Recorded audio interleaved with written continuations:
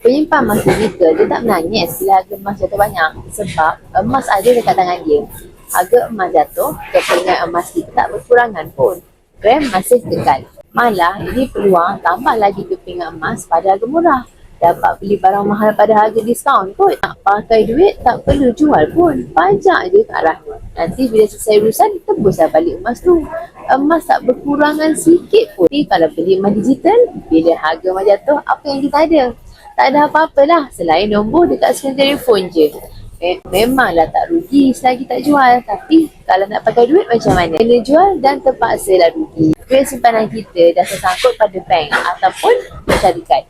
Sebab itulah penyimpan emas fizikal tak panik pun bila harga jatuh. Sebab dia tak rugi apa-apa pun. Kalau pun harga emas naik macam nak, bukannya dia nak jual untuk take profit pun. Emas tu memang nak disimpan dalam jangka panjang dan tak ada plan nak jual kecuali dalam 3 keadaan. Jadi kalau nak beli emas, pastikan beli emas fizikal. Bila emas tu ada kat tangan kita, naik turun harga emas tak mengganggu pun emosi kita. Kita terus je menabung sikit-sikit secara konsisten. Bezanya bila harga jatuh, kita beli lebih banyak, iaitu kita borong lah. Bukan panik macam tengok harga saham jatuh. Dapat ke dapat? Follow saya rapat-rapat untuk lebih info dan tips simpanan emas. Emas, pasal kekayaan kita semua.